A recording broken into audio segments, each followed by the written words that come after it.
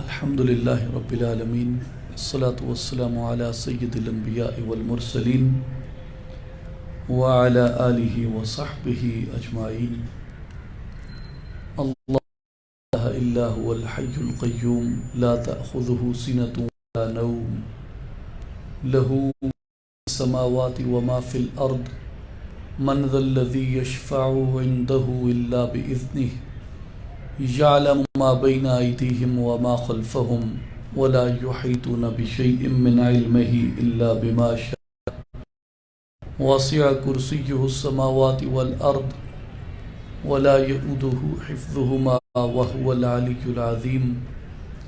إن الله وملائكته يصلون على النبي يا أيها الذين آمنوا صلوا علیہ وسلموا تسلیما. الصلاة والسلام علیک یا سیدی یا رسول اللہ وعلی آلک واصحابک یا حبیب اللہ یا محبوب اللہ یا محمد الرسول اللہ صلی اللہ علیہ وسلم. قابل احترام گرامی، علماء کرام، مشائخ اعظام، بزرگوں، بھائیوں، ساتھیوں، السلام علیکم ورحمۃ اللہ وبرکاتہ. اصلاحی جماعت و عالمی تنظیم العارفین دربار عالیہ سلطان العارفین حضرت سخی سلطان باہو رحمۃ اللہ علیہ کے زیر اہتمام آج کی اس پروقار تقریب میں اور اس روحانی اجتماع میں تشریف لانے پہ میں آپ تمام شرکاء کا تہ دل سے مشکور ہوں اور آپ کا خیر مقدم کرتا ہوں. آج ہمارے لیے بہت اہم دن ہے قومی طور پہ 5 فروری کا، جس دن پوری قوم یکجہتی کشمیر مناتی ہے اور ہم اپنے بھائیوں، بہنوں، بزرگوں اظہار یکجہتی کرتے ہیں جو اس وقت کشمیر میں گزشتہ ایک طویل عرصے سے آزادی کی جدوجہد کر رہے ہیں. میرے بھائیوں، ہمارا ایک بہت بڑا سانحہ ہے. وہ سانحہ یہ ہے کہ جب کوئی مر جاتا ہے ہم پھر اس کی نیکیاں یاد کرتے ہیں. جب تک وہ زندہ رہتا ہے ہمیں اس کی نظر نہیں آتی. جس وقت زلزلہ آ جاتا ہے اس وقت ہم امداد لے کے مدد کے لیے روانہ ہو جاتے ہیں، لیکن زلزلہ آنے سے پہلے ہم نقصان سے بچنے کی تدبیر نہیں کرتے.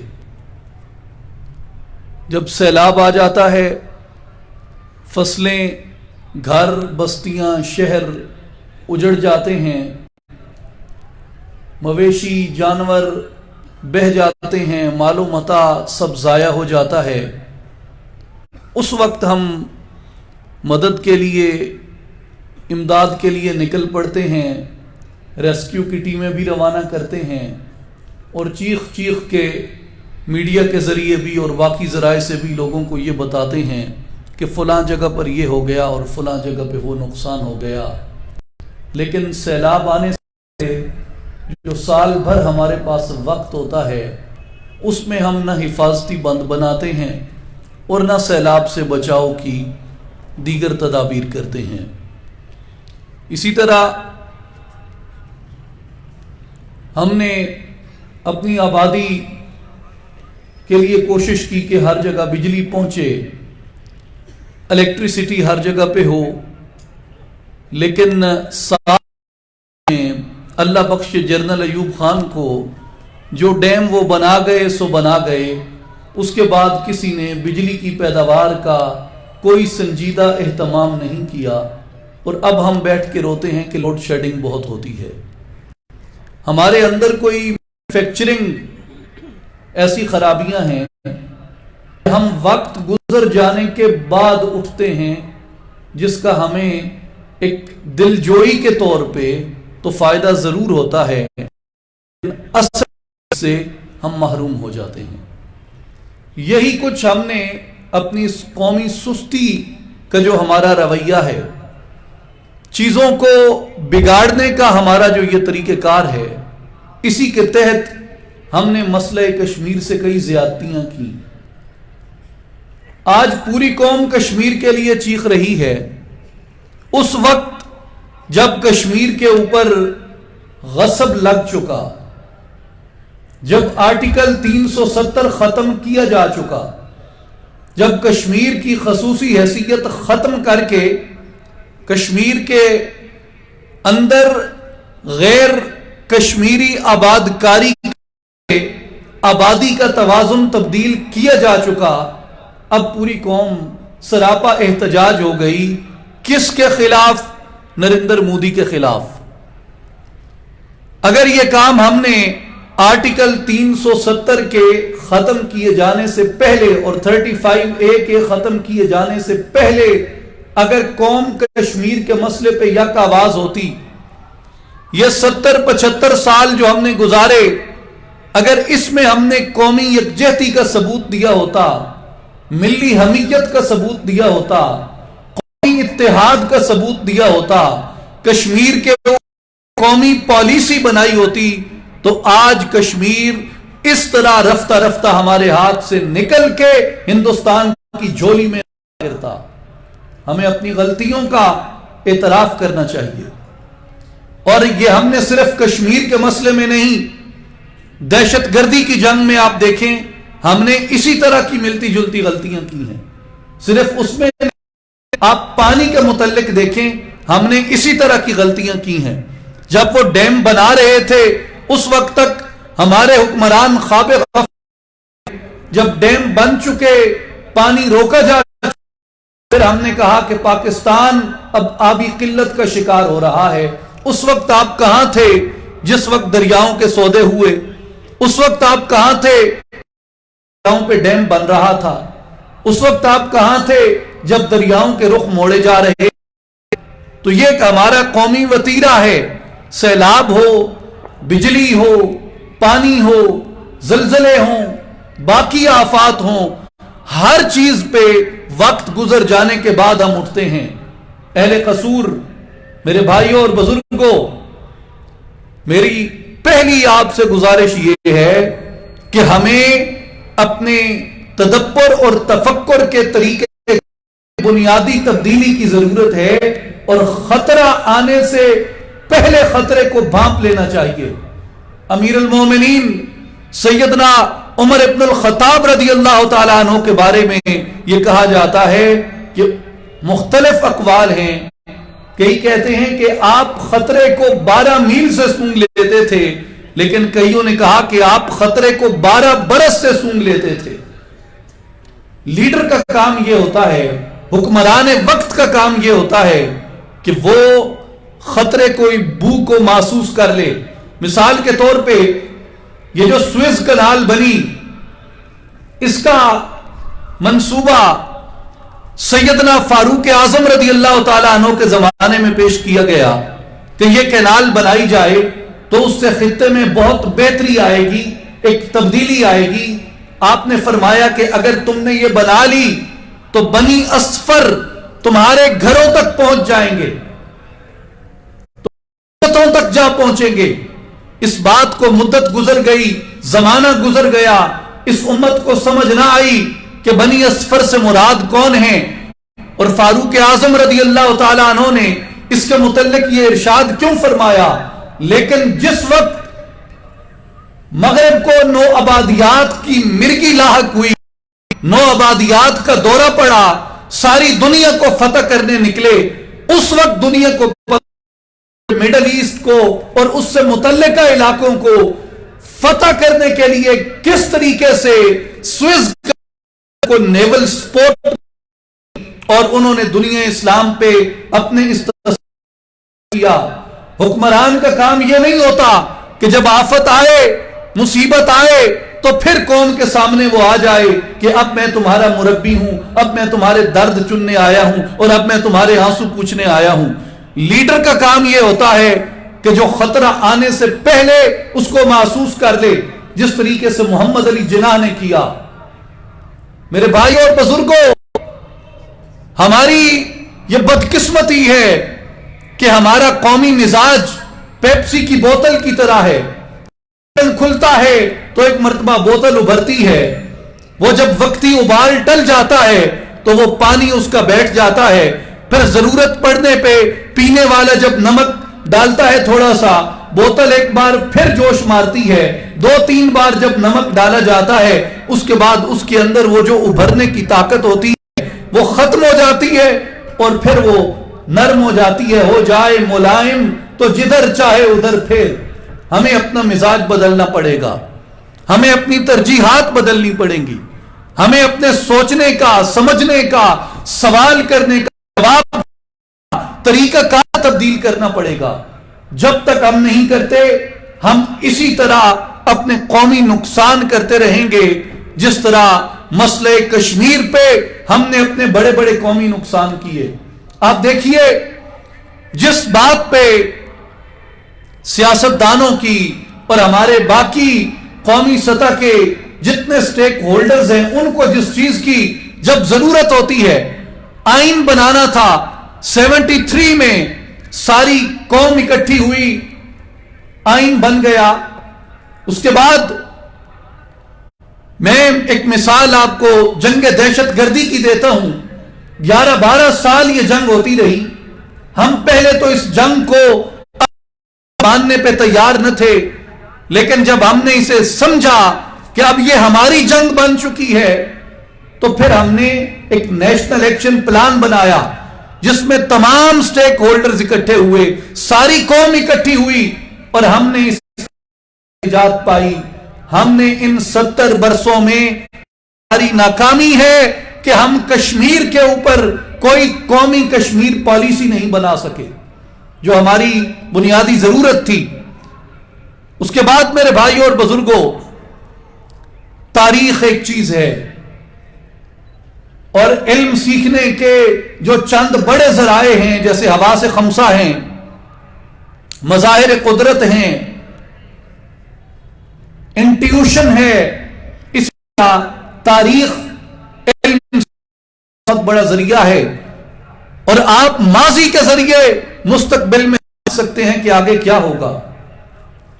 آپ دیکھیے کہ ایک ہندوستان میں اس وقت جو مسلمانوں کے متعلق یہ سٹیزن امینڈمنٹ بل آیا شہریت کا، کیا یہ پہلا تجربہ ہے ساؤتھ ایشیا کے اندر جو ہندوستان کر رہا ہے؟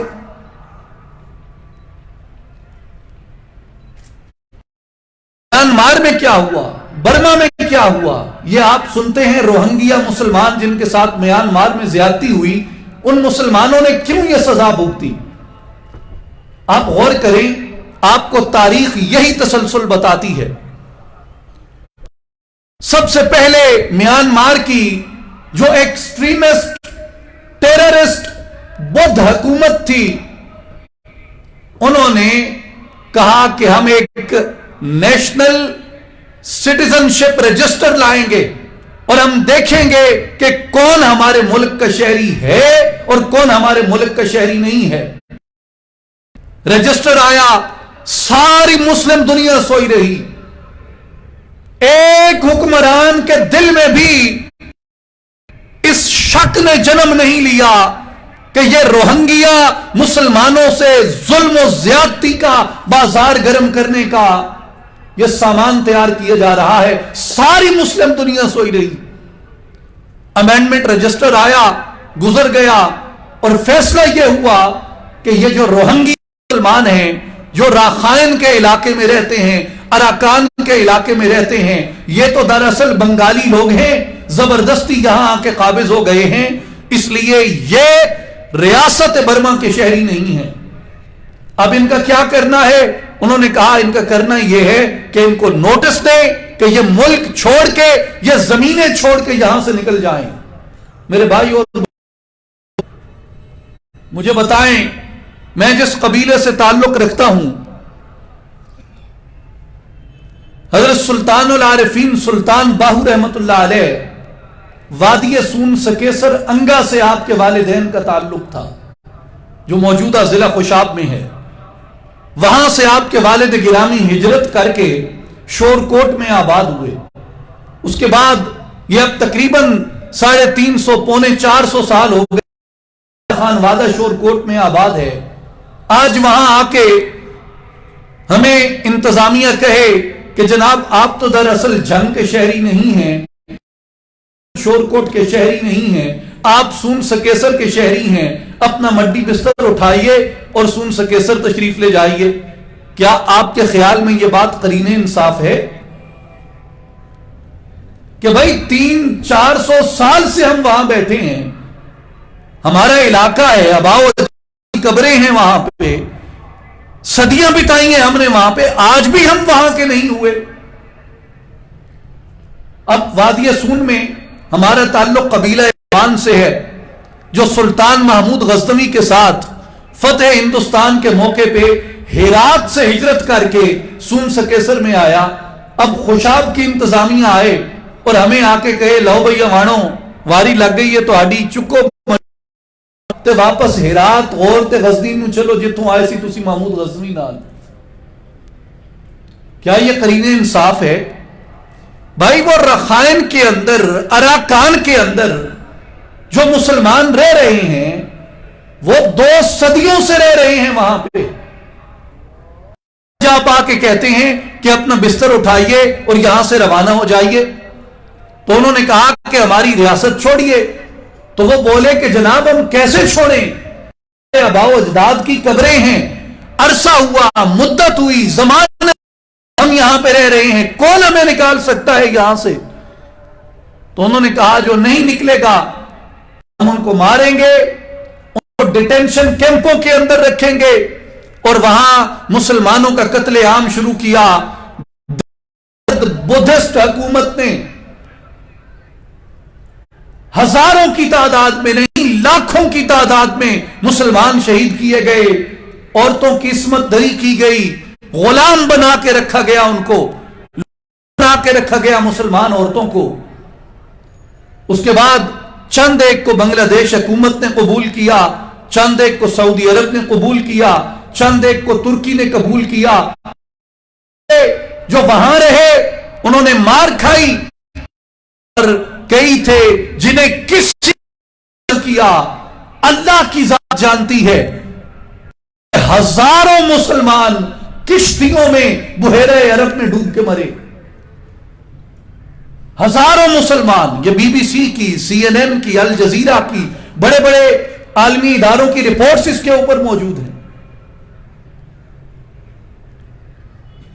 اب یہ تاریخ،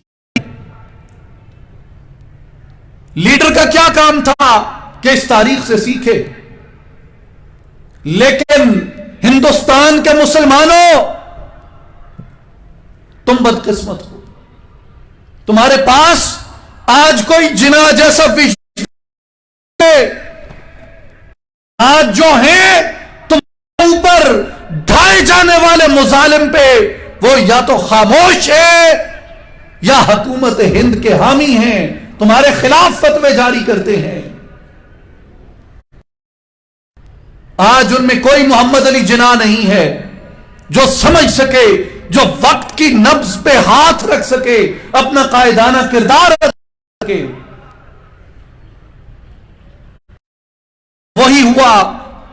اب یہ امینڈمنٹ، سٹیزن امینڈمنٹ بل آیا ہے، نیشنل رجسٹر آئے گا اور ان کو بتایا جائے گا کہ تم ہندوستان کے شہری نہیں ہو، ہندوستان چھوڑ جاؤ، ادھر ہم قبول نہیں کریں گے، دیش قبول نہیں کرے گا، ایک طرف نیپال نہیں مانے گا، چوتھی طرف سری لنکا ان کو نہیں مانے گا، یا تو وہ ڈیٹینشن کیمپوں میں زندگیاں گزاریں گے یا ہندوستانی افواج کے ہاتھوں شہید کر دیے جائیں گے، یا کھلے سمندروں میں ان کی کشتیاں ڈبو دی جائیں گی۔ بتائیے ہندوستان کے مسلمانوں کا حال کیا ہے؟ میرے بھائیوں اور بزرگوں،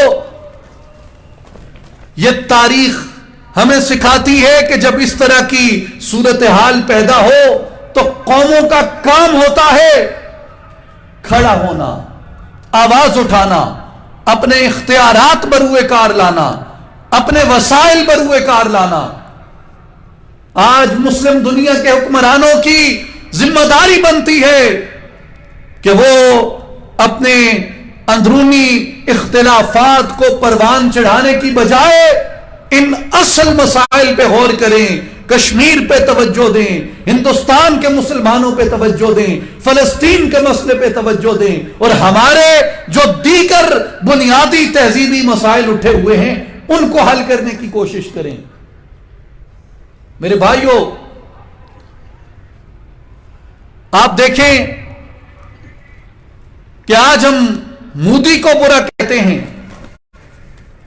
بی جے پی کے ظلم کی تاریخ دہراتے ہیں کہ جی بی جے پی ظالم ہے، بی جے پی فاشسٹ ہے، بی جے پی کو مسلمانوں سے نفرت ہے، بی جے پی مسلمان ایک عداوت رکھتی ہے لوگوں کے خلاف۔ میں کہتا ہوں کانگریس کی تاریخ پڑھیں، جس وقت سکوت ڈھاکہ ہوا کیا بی جے پی کی حکومت تھی؟ جب سکوت ڈھاکہ ہوا کیا مکتی بانی بی جے پی نے بنائی تھی؟ جب سکوت ڈھاکہ ہوا مکتی بانی کانگریس نے بنائی تھی۔ اور جس وقت سکوت ڈھاکہ ہوا کس نے کہا تھا کہ ہم نے سے 1000 سال کے اقتدار کا بدلہ چکا دیا اور 2 قومی نظریے کو ہم نے بحیرہ عرب میں بہا دیا؟ یہ کس نے کہا تھا؟ یہ نریندر مودی نے نہیں کہا تھا، یہ اندرا گاندھی نے کہا تھا۔ قائد اعظم محمد علی جناح صرف مسٹر جناح کہلاتے تھے، ہندو مسلم اتحاد کے سفیر کہلاتے تھے، اور یہ چاہتے تھے کہ متحدہ ہندوستانی قومیت میں مسلمان اور ہندو مل رہیں۔ اس کے مطالبات کس نے مسترد کیے؟ 36 میں جو وزارتیں بنی ان میں بندے ماترم کو ہندوستان کا قومی ترانہ بی جے پی نے بنایا تھا۔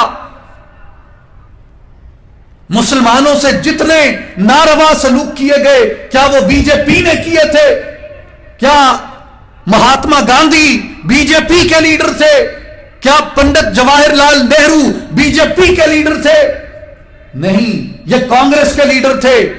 یہ ہمیں آپ کی آنکھوں میں دھول جھونکی جاتی ہے کہ کانگریس معتدل ہے۔ یہ ہمارے لبرل لوگ اس بات کو جان بوجھ کے الجھاتے ہیں اور ان کا نرم گوشہ کے اندر ڈالتے ہیں۔ یاد رکھو، مودی اور جواہر لال نہرو میں کوئی فرق نہیں تھا۔ مودی نے جس کشمیری قتل عام کو عملی جامہ پہنایا ہے، اس کے منصوبے لکھنے والا جواہر لال نہرو۔ بی جے پی جو اعمال کر رہی ہے اس کو بنیاد کانگریس نے فراہم کی ہے۔ کانگریس میں اور بی جے پی میں کوئی فرق نہیں ہے، یہ ایک ہی تصویر کے 2 رخ ہیں، اندر سے ایک ہی ہیں۔ ہمارے سامنے ایک الجھاؤ سا بنایا ہوا ہے۔ ہاں، فرق اتنا ہے کہ مودی منافق نہیں ہے، کانگریس منافق ہے۔ وہ کہتے ہیں کہ ہم مسلمانوں کے دشمن نہیں، فی الحقیقت وہ مسلمانوں کے دشمن ہیں، اور مودی برملا کہتا ہے اس نے اپنی گجرات کی سی ایم شپ میں یہ کر دکھایا۔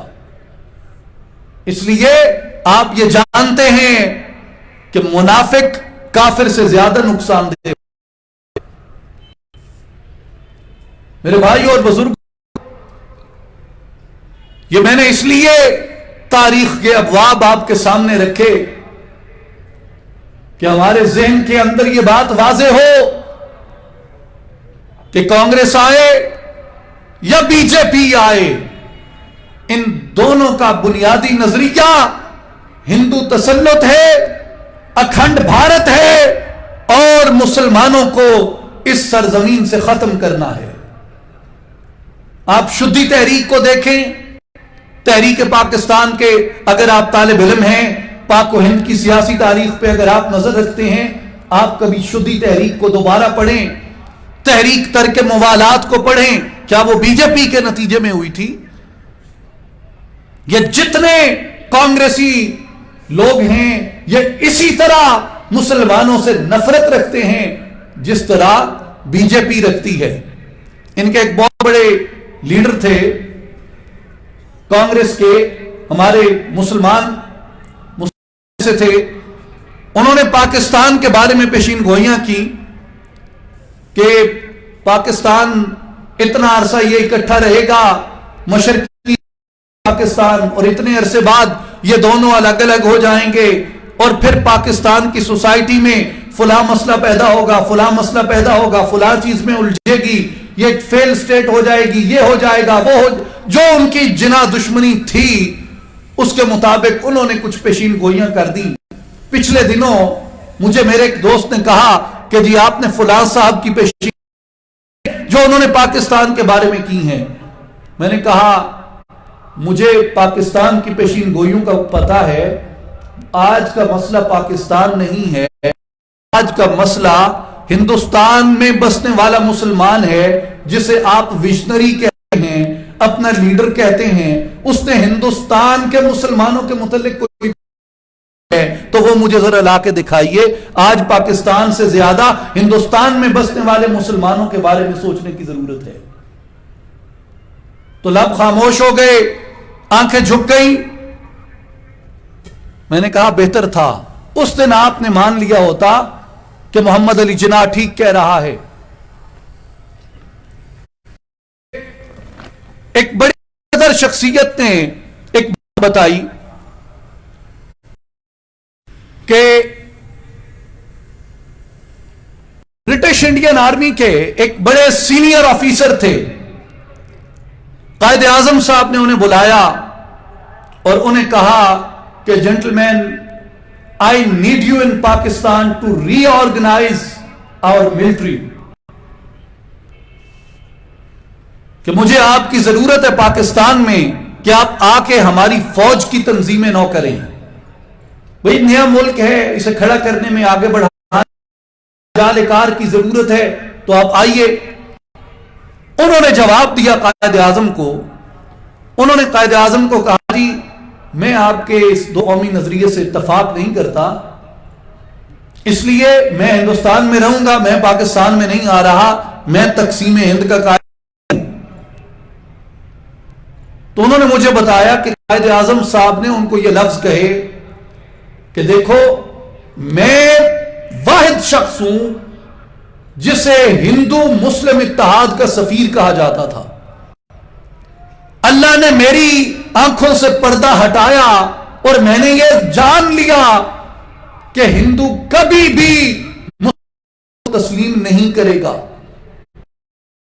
میرے پاس وقت، میں نے وقت کی قدر کی اور اپنی قوم کے لیے کچھ کر دیا، لیکن یاد رکھو یہ وقت جا رہا ہے، اس کے بعد تمہارے پاس وقت نہیں آئے گا اپنی قوم کی خدمت کرنے کے لیے، اور جب میں نے جانا ہے اس وقت تمہارے پاس کرنے کے لیے کوئی اختیار نہیں ہوگا۔ لیکن اس شخص نے انکار کیا اور انہوں نے کہا کہ جناح صاحب مجھے آپ سے اتفاق نہیں ہے۔ وہ چلے گئے یہ کہہ کے ہندوستان میں رہے۔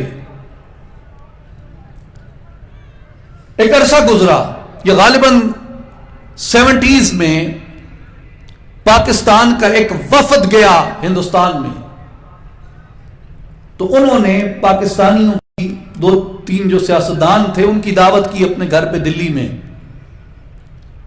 اور ان کو انہوں نے کھانے کی میز پہ بتایا کہ مجھے قائد اعظم صاحب نے یہ کہا تھا اور میں نے یہ جواب دیا تھا، اس کے بعد میں ہندوستان کی ملٹری میں رہا،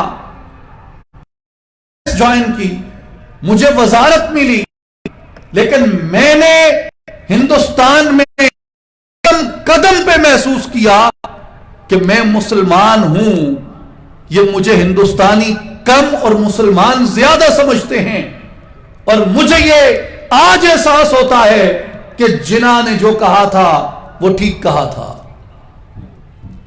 لیکن آج کرنے کے لیے کوئی نہیں ہے کہ میں کچھ ایسا کر میں قائد اعظم کے ساتھ مل کے کر سکتا.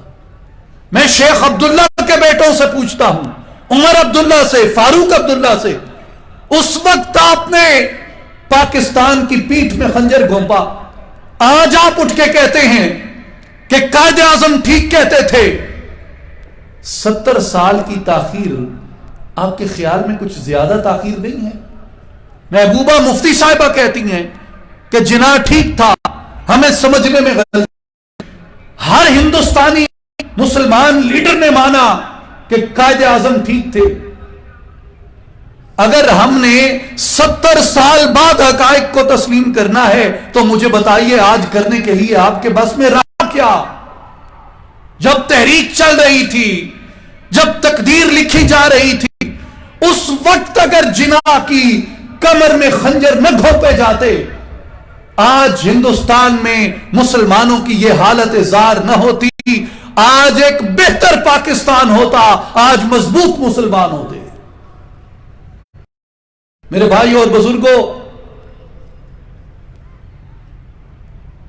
یہ ساری گزارشات مجھے معلوم ہے کہ مختلف نقطہ نظر ہے, اور مجھے یہ بھی معلوم ہے کہ شاید محفل کی مناسبت سے آپ سوچ رہے ہوں کہ سلطان حق باہو کے دربار سے ایک آدمی آیا ہے جس کی بات سننے کے لیے ہم یہاں آئے ہیں, وہ ہمیں چمبے کی بوٹی بتائے گا. اس نے چمبے کی بوٹی کی بجائے یہاں ہندوستان کی سیاست کی بات چھیڑ رکھی ہے. میرے بھائیوں یاد رکھیں, چند دن پہلے میں نے ایک بات کہی, میں اس کو پھر دہراتا ہوں کہ ایک سوال کیا جاتا ہے کہ اسلام کیسے پھیلا, تلوار سے یا محبت سے؟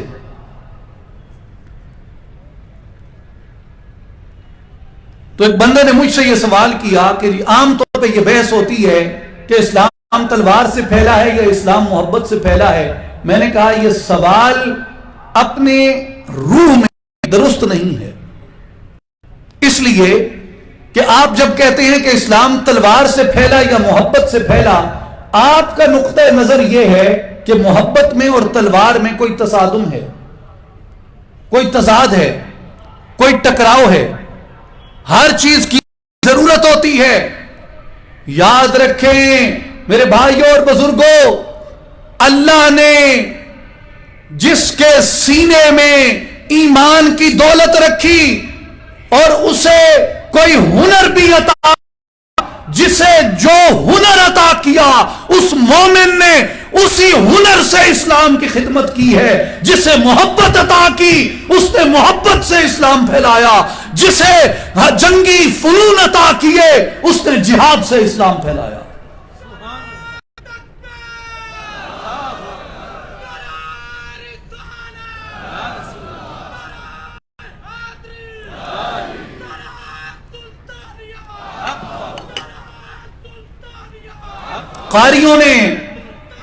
قاریوں نے قرات سے قرات قرآن سے اسلام پھیلایا. معماروں نے مساجد تعمیر کر کے اسلام کی, مجتہد دین نے دین کی راہیں آسان بنا کے اسلام کی خدمت کی. ہمارے عظیم المرتبت قاضیوں نے انصاف کا, عدل کا ترازو قائم کر کے اسلام کی خدمت کی. صوفیاء نے خانقاہوں میں بھوکوں کو کھلا کے, روتوں کے آنسو پوچھ کے اسلام کی خدمت کی. واعظوں نے واز کر کے, خطباء نے خطبے دے کے اسلام کی خدمت کی. متکلمین نے عقلی, علمی, منطقی اسلام کی خدمت کی.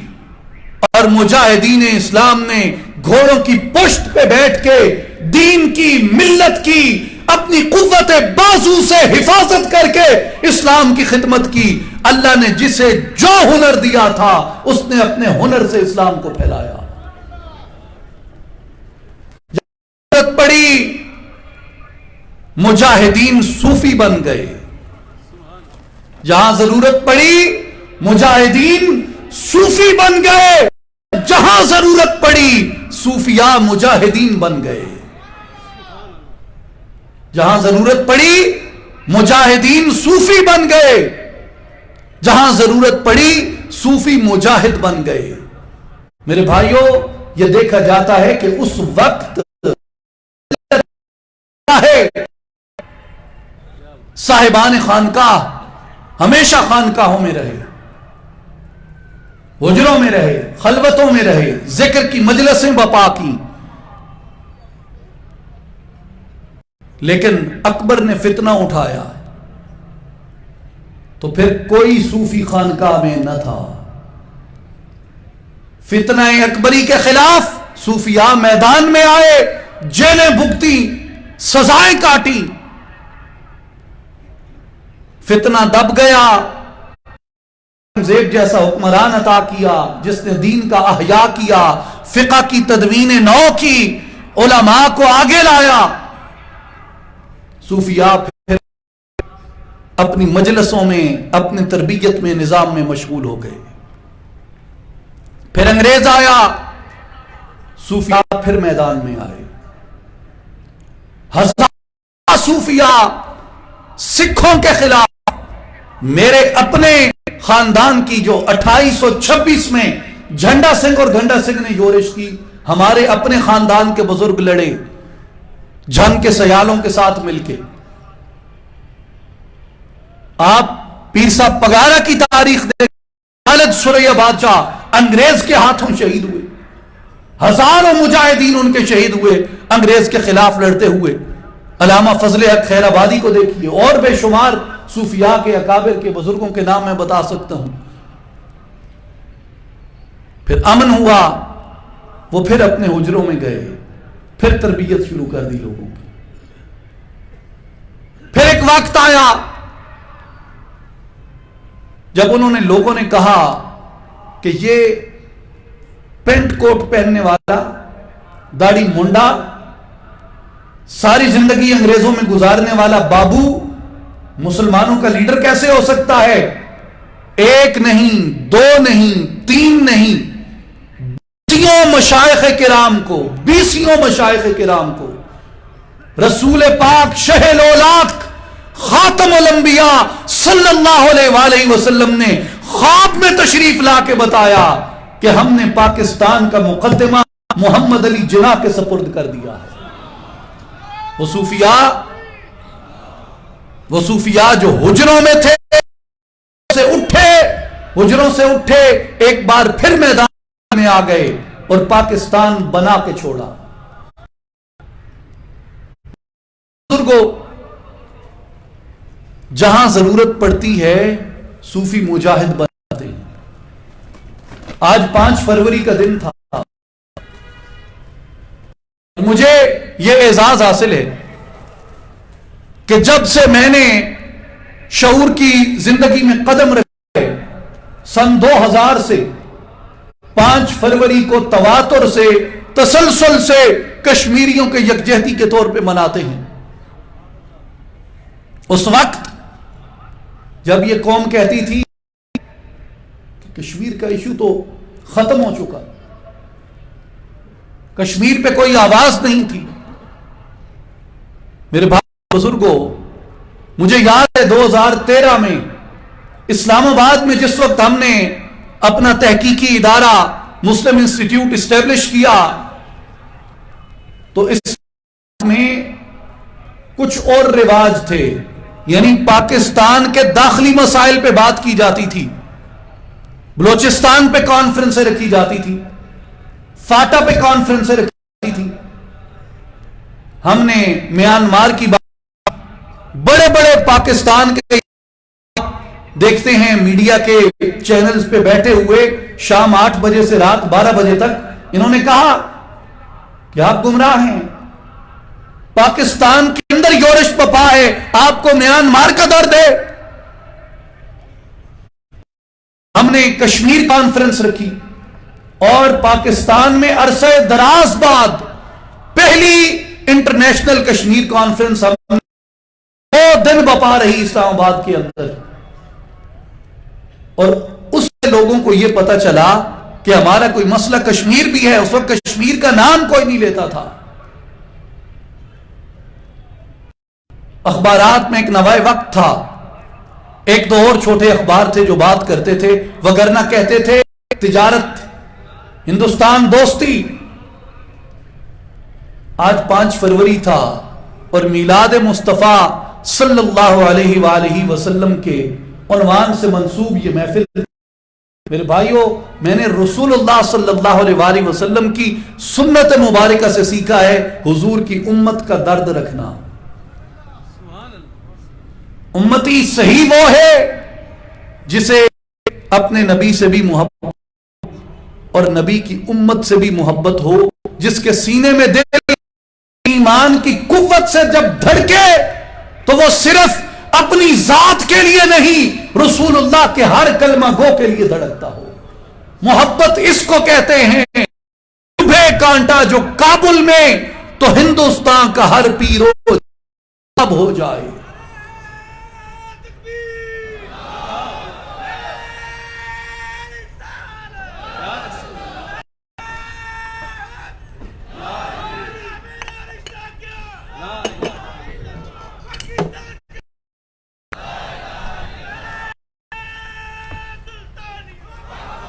میرے بھائیوں، یہ جو رشتہ لا الہ الا اللہ ہے، یہ اصل بنیاد ہے ہماری. ہم رنگ پہ، قومیت، نسل پہ، زبان پہ، خطے پہ، علاقے پہ ایک دوسرے سے نہیں جڑے، بلکہ ہم لا الہ محمد الرسول اللہ کے رشتے پہ جڑے ہیں. یہ رشتہ ہماری بنیاد ہے. وقت بہت ہو چکا، میں ایک آخری گزارش آپ سے کروں کہ یہ لا الہ الا اللہ کی محبت لوگوں میں اتنی تھی کہ یہ اٹھ کھڑے ہوئے کہ یا اللہ، اقتدار چلا گیا، دلی اجڑ گئی، انگریز قابض رہا، ہمیں ایک ملک عطا کر، ایک مملکت عطا کر، ایک سلطنت عطا کر. ہم رنگ کی، نسل کی، علاقے کی، زبان کی بنیاد پہ نہیں، ہم کلمہ طیبہ کی بنیاد پہ مانگتے ہیں.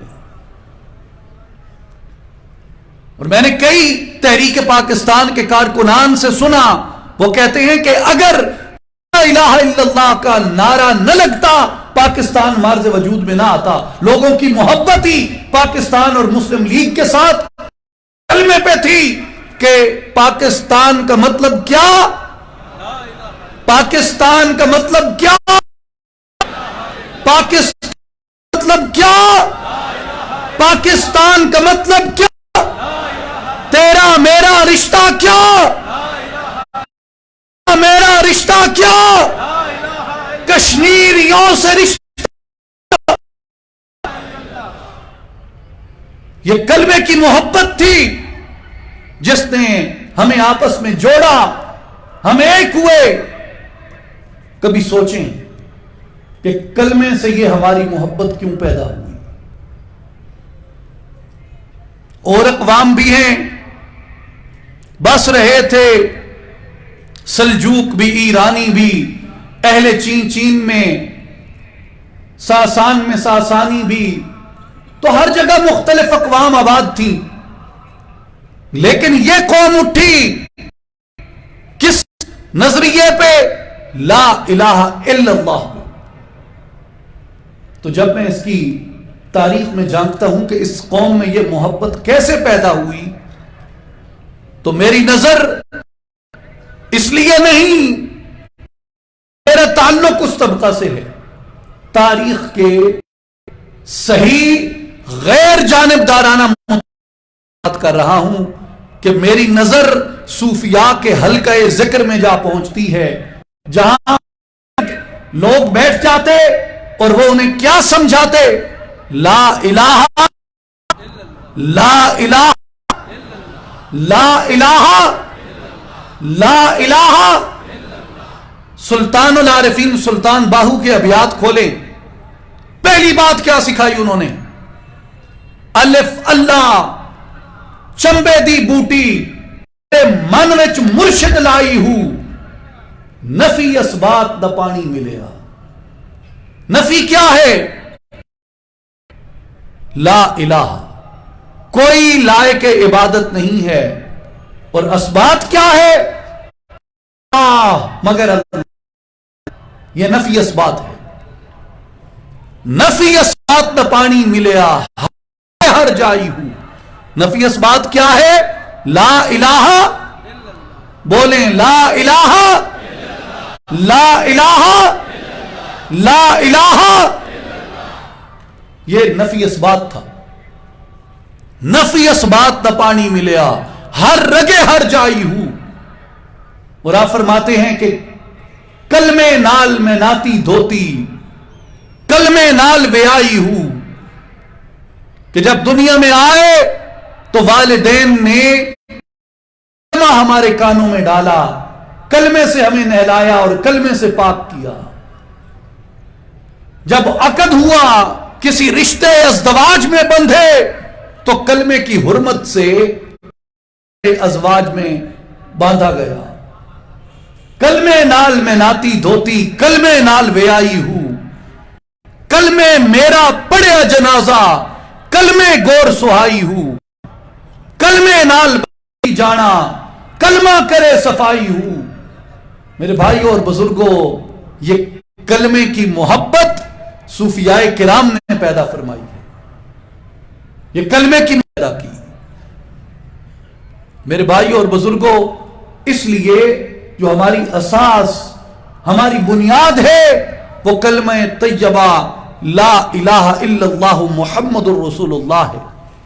ہمیں فلسطین سے اس کلمے پہ محبت ہے، ہمیں کشمیر سے اس کلمے پہ محبت ہے، ہمیں مسجد قرطبہ سے اس کلمے پہ محبت ہے، ہمیں دمشق و شام سے اس کلمے پہ محبت ہے، ہمیں عراق و بغداد سے اس کلمے سے محبت ہے، ہمیں نجف و کربلا سے اس کلمے سے محبت ہے، ہمیں حجاز سے اس کلمے سے محبت ہے، ہمیں سمرقند سے اس کلمے سے محبت ہے، ہمیں ترمذ سے اس کلمے پہ محبت ہے، ہمیں بخارا سے اس کلمے پہ محبت ہے، ہمیں اجمیر سے اس کلمے پہ محبت ہے، ہمیں سرہند سے اس کلمے پہ محبت ہے، ہمیں شورکوٹ سے اس کلمے پہ محبت ہے، ہمیں قصور سے اس کلمے پہ محبت ہے، ہمیں علی حجویری سے اس کلمے پہ محبت ہے، ہمیں پاکستان سے اس کلمے طیبہ سے محبت ہے۔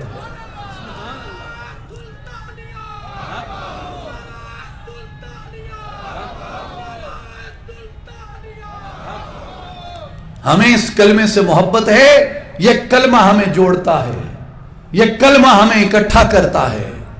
اقبال رحمت اللہ علیہ فرماتے ہیں، تمیز رنگ و خون بر ماں حرام است کہ ماں پر وردہ یک نو بہاریم۔ ہمارے اوپر رنگ و خون کی تمیز حرام کر دی گئی، اس لیے کہ ہماری پرورش لا الہ الا اللہ کی لوریوں میں ہوئی ہے۔ جسے الا اللہ کی لوری مل گئی، وہ ہر تفریق سے نجات پا گیا۔ میرے بھائی اور بزرگوں، اصلاحی جماعت کی یہی دعوت ہے کہ آئیں اپنے اندر کلمے کی اس تپش اور حرارت کو پیدا کریں۔ کلمہ دو طرح سے پڑھا جاتا ہے، ایک اقرار ہے، دوسری تصدیق ہے۔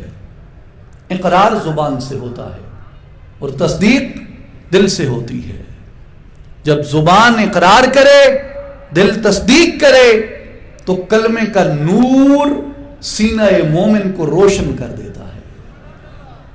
حضرت سلطان باہو رحمۃ اللہ علیہ فرماتے ہیں کہ زبانی کلمہ ہر کوئی پڑھدا، دل دا پڑھدا کوئی ہو، جتھے کلمہ دل دا آوے جبھے نہ ملے ڈوئی ہو، دل دا کلمہ عاشق پڑھ دے کی جانن یار گلوئی ہو، ایک کلمہ مینو پیر پڑھایا یا حضرت باہو میں صدا سہاگن ہوئی ہوں۔ آپ فرماتے ہیں کہ دل سے کلمہ پڑھاؤ۔ دل سے کلمہ پڑھانے کا طریقہ کیا ہے کہ جب تم کہو لا الہ الا اللہ تو وہ ضرب دل پہ لگے۔ جب دل پہ ضرب لگتی ہے تو دل سے جیسے کسی چیز پہ مٹی پڑی ہو تو آپ اس کو چھانٹیں اپنے ہاتھ سے، کتاب ہے گرد آلود ہوتی ہے، اس کو آپ ہاتھ سے یوں تھپکتے ہیں تو گرد نیچے گرتی ہے، جتنی تھپکیاں لگیں گرد نیچے گر گئی۔ میرے بھائیوں اسی طرح جب کلمے کی ضرب پڑتی ہے دل کا گرد دور ہوتا ہے۔ حضرت سلطان باہو رحمۃ اللہ علیہ اس لیے فرماتے ہیں کہ ذکر الہی قلب سے کیا جائے تاکہ قلب کو روشنی نصیب ہو۔ آخری بیت میں آپ کا عرض کر کے اجازت چاہوں گا۔ آپ فرماتے ہیں یار یگانا ملسی تینو، کون؟ یار یگانا، کون؟ یار یگانا، یار یگانا ملسی تینو جے سردی بازی لاویں ہوں، اس میں اللہ وچ ہو مستانہ، ہو صدا علائیں ہوں، نال تصور اس میں اللہ دے، نال تصور اس میں اللہ دے، دم نو قید لگاویں ہوں۔ کیا مراد ہے اس سے؟ اس سے مراد یہ ہے کہ دم کو قید لگانے سے کیا مراد ہے؟ یعنی ہونٹ نہ ہلے، ہونٹ نہ ہلے، زبان نہ ہلے، آواز نہ نکلے، سانسوں سے ملا کے پڑھا جائے، یعنی ہونٹ، آواز، زبان بند ہو، ان تینوں کے بغیر سانسوں سے ذکر کیا جائے۔ اس کو آپ فرماتے ہیں کہ یہ دم کو قید لگانا ہے کہ یوں سانس سے ذکر کرواؤ، اندر سانس جائے تو اللہ ہو اور باہر سانس آئے تو ہو۔ پھر آپ فرماتے ہیں کہ آنکھوں میں تصور بھی اللہ کے اسم ذات کا ہو، آنکھوں میں تصور جب اسم ذات کا ہوگا تو آپ فرماتے ہیں نال تصور اس میں اللہ دے، دم نو قید لگاویں ہوں، ذاتی نال جد ذاتی رلیاں یا حضرت باہو تد باہو نام صداویں ہوں۔ میرے بھائیو اصلاحی جماعت کی یہی دعوت ہے کہ آئیں اس روحانی تربیت سے، اس روحانی مرحلے سے ہم اپنے سینوں کو روشن کریں، اپنے دلوں پہ پڑی ہوئی گرد و غبار کو اتاریں اور اللہ کی محبت و رضا میں آقا پاک صلی اللہ علیہ وآلہ وسلم کی شریعت کی مطابقت، حضور کی اطاعت اور حضور کی غلامی میں ہم اپنے آپ کو پختہ کریں۔